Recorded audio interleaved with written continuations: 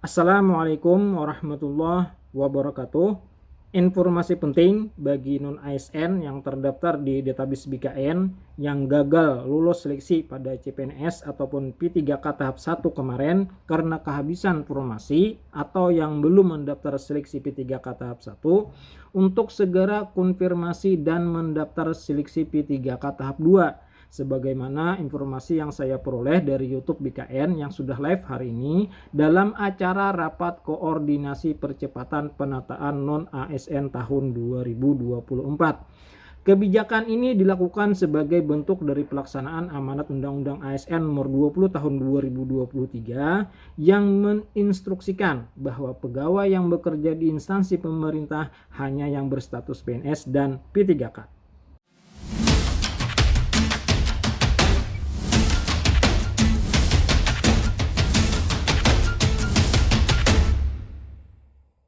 Jadi apa yang akan saya sampaikan di sini semuanya bersumber dari YouTube-nya BKN dalam acara rapat koordinasi percepatan penataan non-ASN tahun 2024 yang berdurasi selama 2 jam setengah ya. Jadi di sini bertujuan hanya menyampaikan ulang, di mana di sini saya ringkas agar mudah dipahami dan informasi dapat sampai kepada teman-teman Bapak Ibu non-ASN yang terdaftar di database BKN dimanapun kalian berada. Nah, jadi di sini langsung saja saya bacakan ya. Yang pertama di sini ada dibagi menjadi 3 ya, yaitu non-ASN yang sudah mendaftar, kemudian non-ASN yang belum mendaftar, kemudian di sini ada penjelasan instansi pemerintah.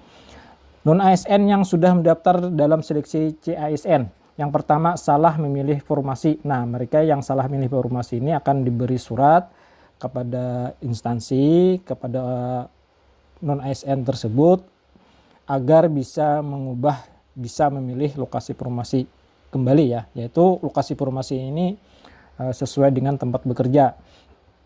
Kemudian lagi pelamar tahap 1 yang tidak hadir atau berhalangan saat ujian CAT karena alasan sakit atau ibadah umrah, mereka bisa mendaftar seleksi P3K tahap 2. Nah, mereka ini bisa mengikuti dalam P3K tahap 2, bisa penuh waktu, bisa paruh waktu. Penuh waktu jika mereka ada formasinya, maka jika tidak ada formasinya mereka menjadi P3K paruh waktu.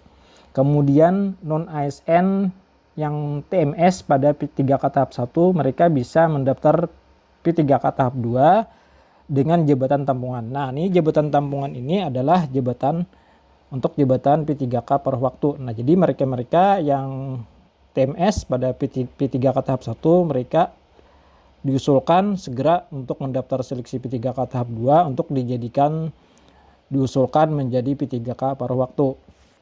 Jabatan tampungan ini ada 4 ya, sebagaimana di Kemenpan RB nomor 634. Di sini jabatan tampungannya adalah yang pertama pengelola umum operasional. Ini jabatan untuk ijazah SD dan SMP, operator layanan operasional ini untuk ijazah SMA. Kemudian pengelola layanan operasional ini untuk ijazah D3 semua jurusan. Kemudian yang jabatan yang keempat adalah penata layanan operasional untuk ijazah I1 semua jurusan. Nah, kemudian di sini lagi yang nomor 4 non-ASN TMS pada saat seleksi administrasi CPNS. Nah, mereka bisa mendaftar seleksi P3K tahap 2. Nah, ini bisa mereka menjadi P3K penuh waktu jika ada formasinya. Namun jika tidak ada formasinya, mereka ini bisa jika tidak ada formasinya mereka bisa menjadi jabatan dapat mengusulkan P3K paruh waktu. Jadi ini yang dibicarakan ini adalah honorer atau non-ASN yang terdaftar di database BKN ya. Kemudian yang kelima, non-ASN yang daftar CPNS kemudian tidak lulus SKD atau SKB, mereka langsung diangkat menjadi P3K paruh waktu. Nah, jadi yang bisa menjadi penuh waktu adalah poin nomor 4 dan poin nomor 2. jika ada formasinya, kesediaan formasinya. Jika formasinya tidak ada, maka mereka diusulkan menjadi jabatan tampungan atau jabatan P3K paruh waktu. Nah, nanti ada penjelasan P3K paruh waktu itu apa saja ya. Kemudian non ASN yang belum mendaftar seleksi CASN. Yang pertama, tidak tersedia formasi pada instansi tempat bekerja. Nah, mereka tidak bisa mendaftar karena formasinya tidak ada. Nah, mereka ini diusulkan untuk segera menyelesaikan seleksi P3K tahap 2 yang nantinya akan diangkat menjadi P3K paruh waktu. Kemudian yang nomor 2, tidak memiliki surat keterangan aktif bekerja. Nah, mereka ini kan yang terdaftar di Tabis BKN itu ISKA tahun 2021 ya minimal ya. Nah, kemudian tahun 2022 dan tahun 2023 mereka tidak ada surat keterangan aktif bekerja. Nah, mereka ini bisa mengikuti seleksi P3K tahap 2 dengan jabatan tampungan atau menjadi P3K paruh waktu. Kemudian yang ketiga, NIK terblokir karena pelanggaran seleksi. Pasal 24 ayat A yaitu tidak pernah melakukan dan atau terlibat tindakan pelanggaran seleksi. Kemudian instansi pemerintah, poin yang nomor 1, salah konfirmasi persetujuan non ASN ke jabatan tampungan. Nah, ini bisa dilakukan perubahan via CASN selama belum mendaftar. Kemudian lagi yang kedua, meminta perubahan formasi bagi formasi tahap 1. Nah, ini instansi berkoordinasi dengan Kementerian Pan-RB. Jadi yang semula ya formasi tahap 1 itu jumlahnya sekian ya, kemudian bisa saja jumlahnya bertambah untuk di tahap 2 karena untuk memenuhi non ASN yang terdaftar di Tabis BKN agar mereka itu tidak menjadi P3K paruh waktu, seperti itu ya. Kemudian yang ketiga, melakukan TMS pasca pengolahan tahap 1. Nah, ini bisa dengan berkoordinasi dengan tim pengolahan nilai hasil. Jadi sudah jelas ya Bapak Ibu ya di sini ya. Namun jika masih tidak jelas bisa tanyakan di kolom komentar. Ini jadwal. Nah, ini di sini ada penjelasan mengenai kriteria dan syarat P3K paruh waktu. Nah, yang menjadi P3K paruh waktu tadi adalah mereka-mereka yang tidak lolos seleksi pada tahap 1 maupun tahap 2, mereka akan mendapatkan jabatan tampungan. Artinya yang di jadwal atau di daftar ini yang ada keterangan jabatan tampungan, mereka ini akan dijadikan P3K paruh waktu. Atau mereka-mereka yang tidak lulus mengikuti seleksi P3K tahap 2 karena formasinya habis ya, atau tidak ada formasinya, mereka bisa menjadi P3K paruh waktu, diusulkan menjadi P3K paruh waktu nih ya kan. Mereka ini yang tahap 1 nih ya. Nah, pelamar tahap 1 tidak hadir ujian CAT karena alasan sakit atau beda umrah, mereka bisa mendaftar seleksi P3K tahap 2 selama ada formasinya. Kalau tidak ada formasinya, mereka jatuhnya di bagian sini. Nah, kemudian mereka bisa mengikuti P3K tahap 2, kemudian mereka akan mendapatkan jabatan tampungan atau menjadi P3K paruh waktu. Ya, kita kembali ke sini. Kriteria dan syarat P3K paruh waktu yang pertama, pegawai non ASN yang telah melakukan pendataan tahun 2022 oleh BKN dan mengikuti tahapan seleksi ASN tahun anggaran tahun 2024. Nah, artinya ya Bapak Ibu, bagi Bapak Ibu yang tidak lolos seleksi pada CPNS ataupun P3K tahap 1, kemudian mereka itu harus wajib mengikuti seleksi pada P3K tahap 2. Karena jika tidak mengikuti, mereka tidak dapat diusulkan menjadi P3K paruh waktu. Karena tadi amanat Undang-Undang ASN nomor 20 tahun 2023 bahwa yang dapat bekerja di instansi pemerintah hanyalah pegawai yang statusnya PNS dan P3K, tidak ada lagi honorer. Kemudian lagi syarat yang kedua, pegawai non ASN lainnya yang telah mengikuti tahapan seleksi P3K tahun anggaran 2024. Nah, artinya ini pegawai non ASN lainnya ini misalnya ya untuk jabatan tenaga kesehatan, kan di sini tenaga kesehatan banyak kurang ya kan. Mereka itu yang masuk database BKN itu dibandingkan formasinya itu jumlah formasinya lebih banyak daripada orang-orang yang terdaftar di database BKN.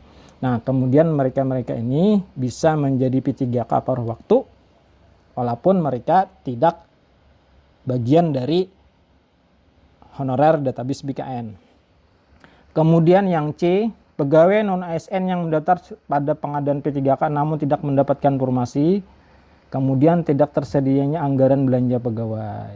Nah, ini karena pemerintah daerah itu tidak memiliki anggaran yang cukup, bisa diusulkan menjadi P3K paruh waktu. Jadi kita kembali lagi ya, bahwa P3K penuh waktu itu ataupun paruh waktu itu dikembalikan kepada daerah. Kemudian syaratnya di sini yang pertama memiliki ijazah sesuai dengan syarat jabatan yang akan diduduki. Jadi ini tidak jadi masalah tadi ya, jabatan tampungan P3K paruh waktu tadi. Bagi mereka yang ijazah SD ada jabatannya, bagi mereka yang ijazah SMP sesuai dengan ijazah sama dengan ijazah SD sama jabatannya. Kemudian bagi yang mereka ijazah SMP, SMA ada jabatannya, D3 ada jabatannya, kemudian I1 juga ada jabatannya. Kemudian syarat yang kedua adalah terdata dalam database atau memiliki masa kerja minimal 2 tahun pada saat mendaftar seleksi ASN 2024. Nah, ini yang tadi ya, yang tidak masuk database BKN itu juga bisa menjadi P3K paruh waktu selama itu daerah membutuhkan, contohnya seperti tenaga kesehatan. Kemudian yang C, mendaftar dan telah mengikuti seleksi tahun 2024. Jadi ini walaupun yang termasuk database BKN jauh sama sekali yang tidak termasuk database BKN, jika mereka tidak mengikuti seleksi P3K tahun 2024 maka tidak bisa diusulkan menjadi P3K paruh waktu. Kemudian di sini ada penjelasan keputusan Menpan RB nomor 34 tahun 2024 bahwa mekanisme seleksi P3K bagi tenaga non-ASN terdata dalam database BKN yang pertama kriteria pelamar, yaitu bagi mereka yang TMS pada seleksi P3K tahap 1 dan TMS pada CPNS atau belum melamar. Kemudian ada lagi tambahannya nih, yaitu di sini tambahannya tidak mengikuti seleksi kompetensi pada pengadaan P3K tahap 1, kemudian tidak mengikuti seleksi pengadaan CPNS tahun 2024. Nah, di sini akan mengisi jabatan P3K paruh waktu dengan 4 jabatannya tadi. Ini untuk ijazah SD dan SMP, ini untuk ijazah SMA, ini untuk ijazah D3, kemudian semua jurusan ya, kemudian ijazah S1 semua jurusan. Namun syaratnya itu harus konfirmasi kebutuhan P3K dan mengikuti seleksi P3K tahap 2. Pegawai non-ASN yang terdaftar di database BKN yaitu akan dijadikan P3K paruh waktu. Nah, di sini penjelasannya dalam hal jumlah pelamar yang telah mengikuti seluruh tahapan seleksi P3K melebihi jumlah penetapan kebutuhan. Pelamar diangkat menjadi P3K paruh waktu. Maksudnya di sini misalnya kan guru, jumlah yang dicari cuma 65, ternyata ya honorer database BKN jumlahnya 80, maka 15 orang akan diangkat menjadi P3K paruh waktu asal mereka itu mengikuti segala tahapan seleksi P3K tahap 2 ya. Kemudian yang B, dalam hal pelamar merupakan pegawai yang terdaftar dalam pangkalan database BKN, pegawai non ASN pada BKN dan telah mengikuti seleksi CPNS tahun 2024 namun tidak lulus, diangkat sebagai P3K paruh waktu. Ini di sini dalam hal terdapat perubahan kebutuhan organisasi, penyusunan penetapan kebutuhan dapat dilakukan pada saat pengusulan nomor induk P3 paling lama 3 bulan setelah pengumuman hasil seleksi sepanjang sesuai dengan persyaratan jabatan. Nah, jadi jumlah formasi pada tahap 1 itu bisa saja berubah, yang semula jumlahnya 63 misalkan ya, bisa jadi menjadi 80. Nah, karena menyesuaikan tadi adanya honorer database BKN yang tidak terakomodir kekurangan jumlah formasi. Nah, itu bisa saja ya, selama itu dana belanja pegawainya masih ada di pemerintah daerah. Nah, di sini ada penjelasan mengenai konsep P3K paruh waktu. Definisi P3K paruh waktu, jenis jabatan P3K paruh waktu, kriteria dan syarat P3K paruh waktu, status P3K paruh waktu, mekanisme pengangkatan, mekanisme kerja P3K per waktu, pengelolaan kinerja P3K per waktu, hak dan kewajiban P3K per waktu, penghasilan upah P3K per waktu, disiplin P3K per waktu, dan yang ke-11 mekanisme pengangkatan P3K per waktu menjadi P3K. Nah, di sini ada penjelasan mengenai apa itu P3K paruh waktu.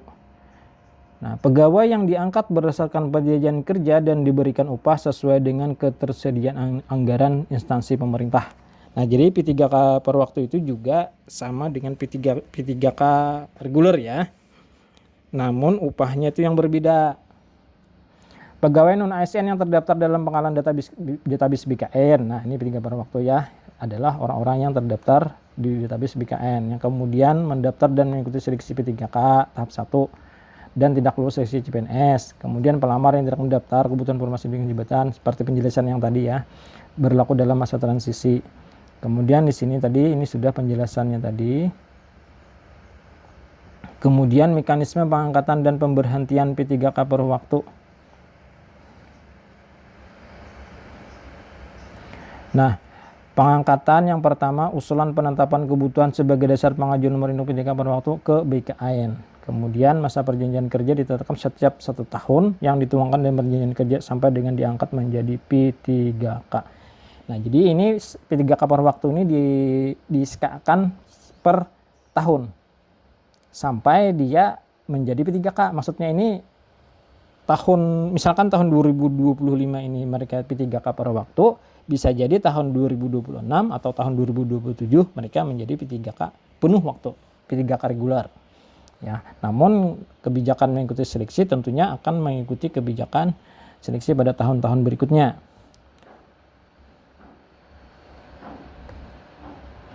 Kemudian lagi di sini ada usulan pengangkatan P3K per waktu menjadi P3K. Nah, proses per waktu tadi menjadi P3K itu bagaimana? Yaitu dalam hal pegawai yang terdaftar dalam pengangkatan database pegawai non-ASN pada BKN telah diangkat menjadi P3K per waktu. Kemudian instansi pemerintah mengusulkan pengangkatan menjadi P3K berdasarkan pertimbangan ketersediaan anggaran dan hasil penilaian atau evaluasi kinerja. Jadi mereka-mereka yang P3K per waktu itu bisa nantinya diangkat menjadi P3K reguler. Nah, itu ya.